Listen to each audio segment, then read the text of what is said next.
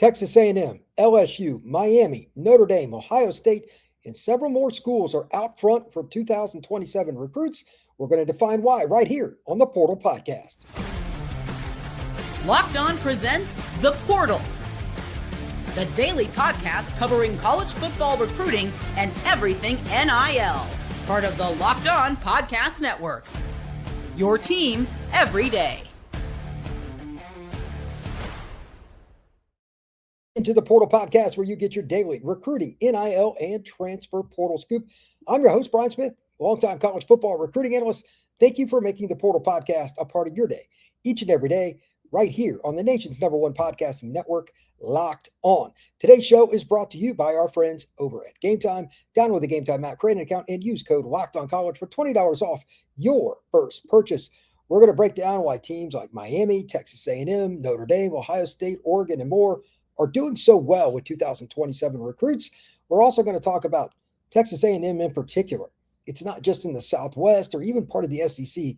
Why are the Aggies such a very good recruiting program? They're ascending towards the top of the board nationally. We'll define that. But to start, and throughout most of this podcast, it's just the interviews that I did at the Under Armour All-American Media Day.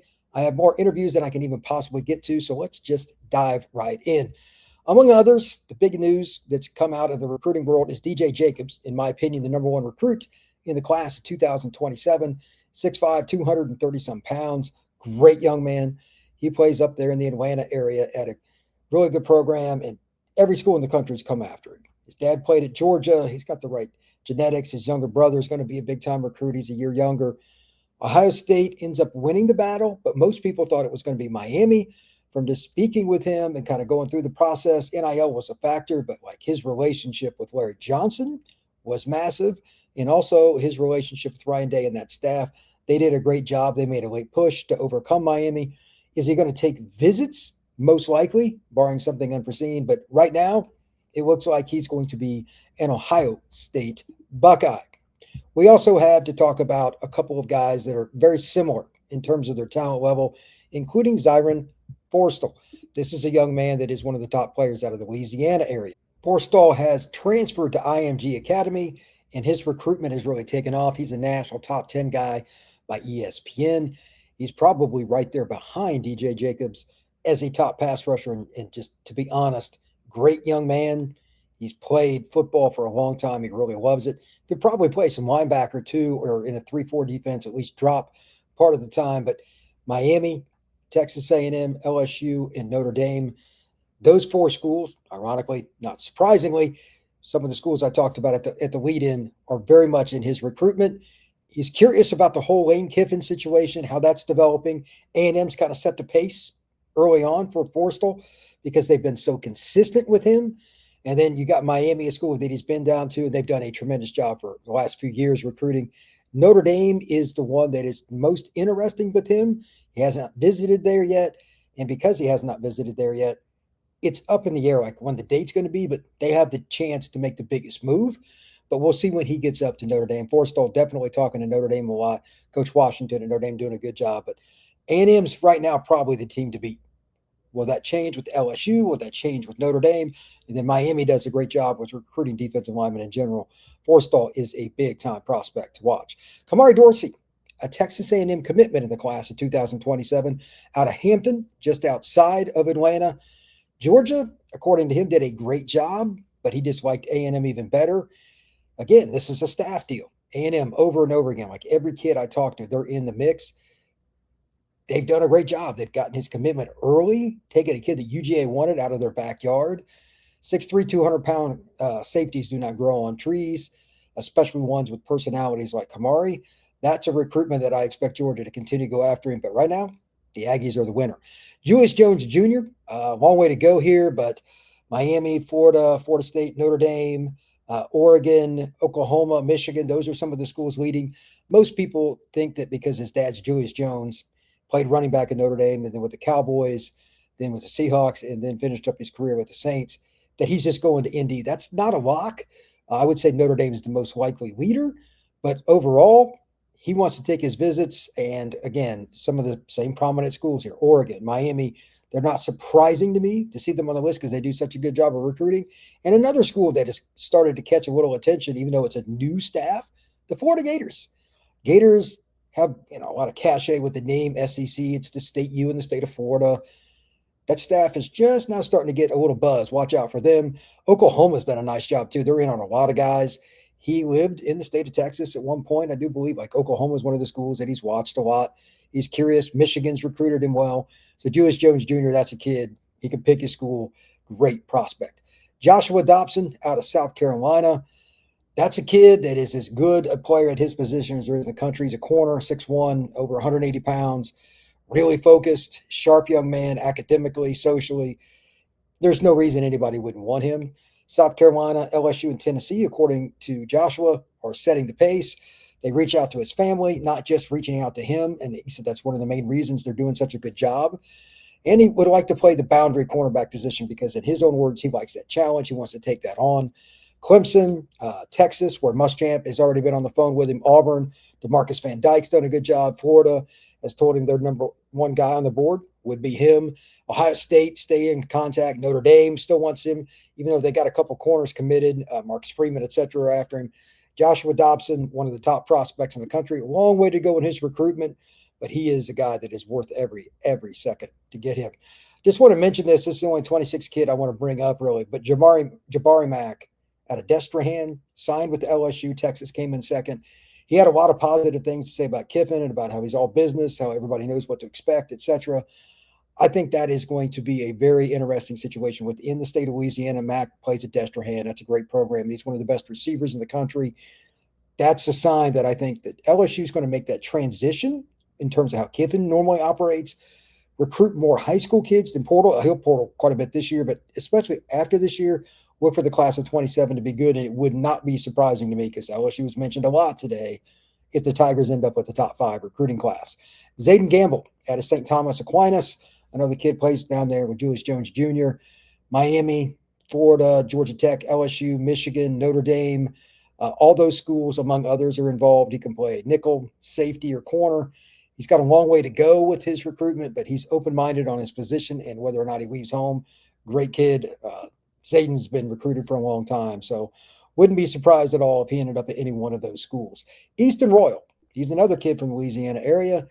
He's committed to Texas. Oklahoma and Florida and everybody else still going to come after him, but the two that he thinks still might have a little bit of a chance are Ohio State and LSU, but the Texas staff did a great job. This is not an NIL thing. This is just relationships, which most kids, that's what the first part of it is. We'll see if Ohio State, which Cortez Hankton allegedly is going to go up there and be the next coach at receiver.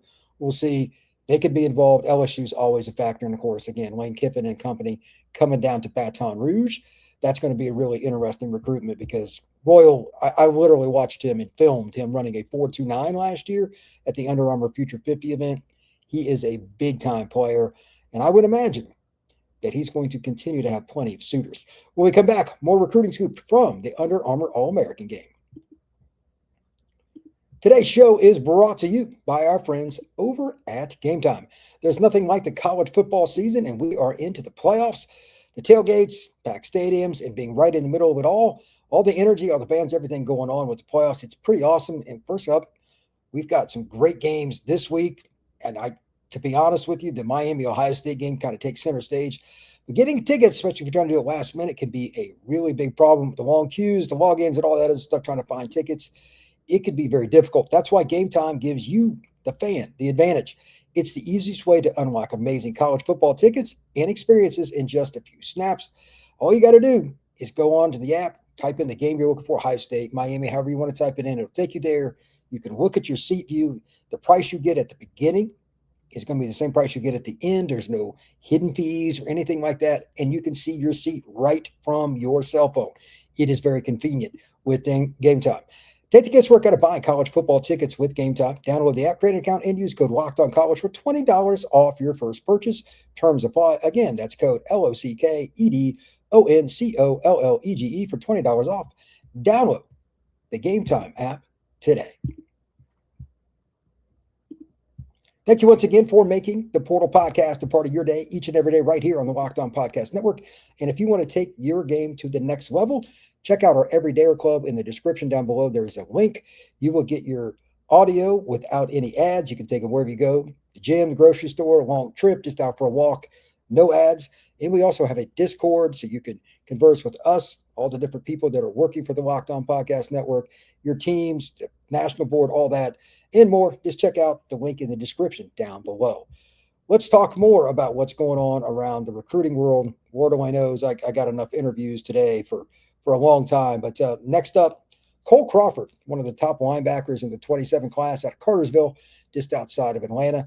Grew up a Dogs fan, but Tennessee and Bama are right there too. It's UGA, Tennessee, and Alabama.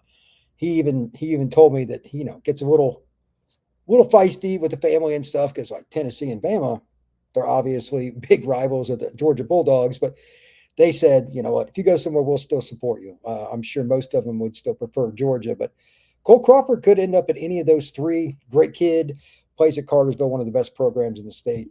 He will be prepared for college. How about this? Vanderbilt got an early commitment from linebacker / safety / do-it-all defender Omari Sanders at a Franklin Road Academy in Nashville. Vanderbilt, this is a top 200 kid by pretty much any measurement. Great guy, too. Very academically inclined. I can see why a school like Vanderbilt was appealing to him. And he just had good things to say about Vandy and everything going on in the recruiting process. Very smart. Like, this is cool to see Vanderbilt get in on somebody like that. That's awesome. Andre Adams, quarterback out of Antioch, Tennessee. Speaking of the Volunteer State, Auburn has been doing a great job, according to him, along with Mississippi State, Colorado, NC State, and Cincinnati. This is a guy, kind of watch out for the Auburn Tigers here. They need a quarterback in this next class to kind of get the ball rolling again, and he would be a great fit for Alex Golesh's system. Another kid that's very cerebral, has the ability to talk to anybody about anything.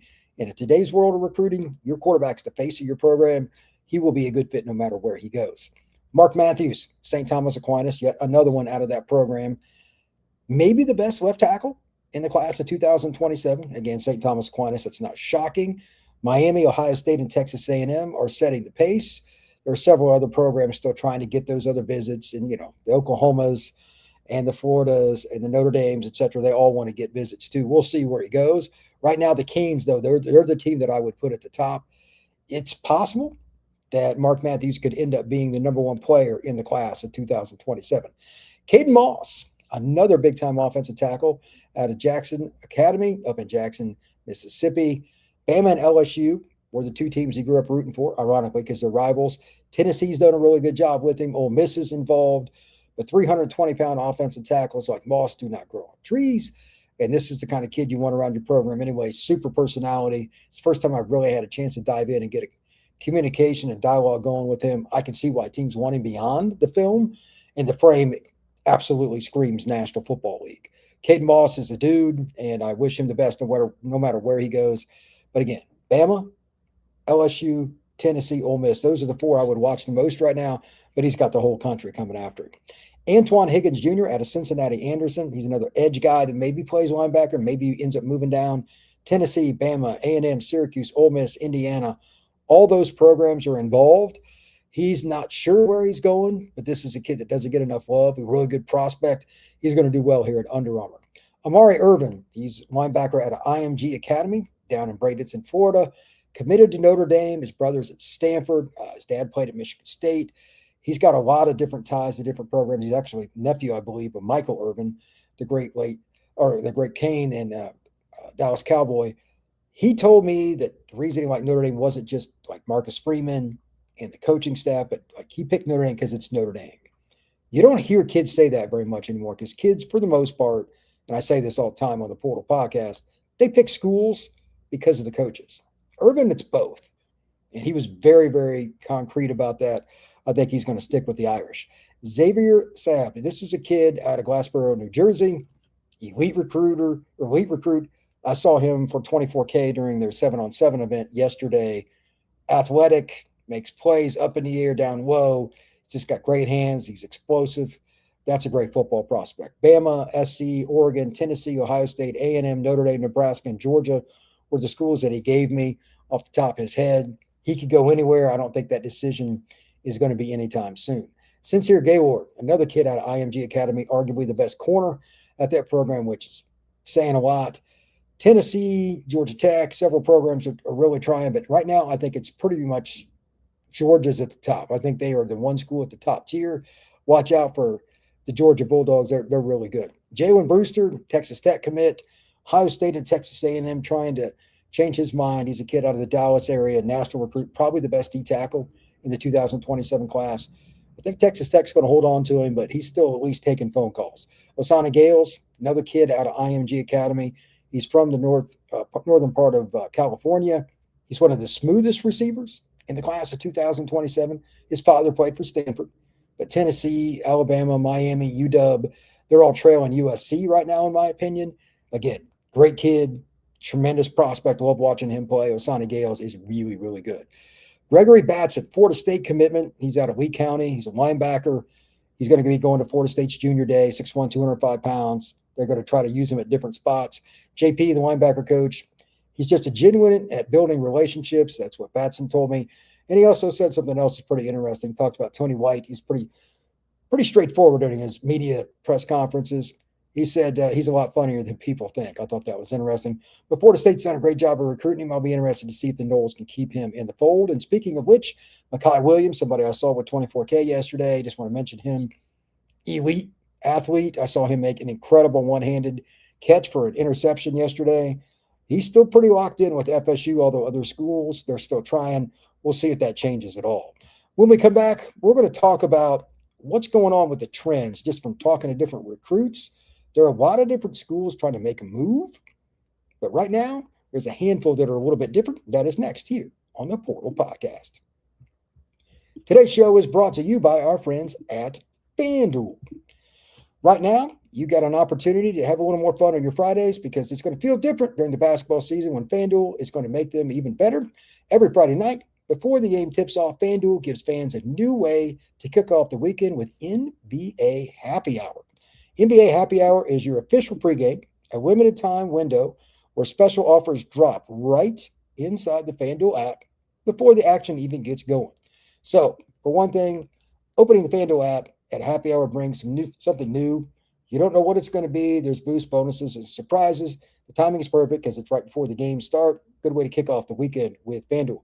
So before tip-off, check out the FanDuel app and see what's happening with NBA Happy Hour, Friday, 6 to 7:30 p.m. Eastern. A little hoops, some action, and a whole lot of Friday night energy. That's NBA Happy Hour only on FanDuel, the official sports betting partner of the NBA.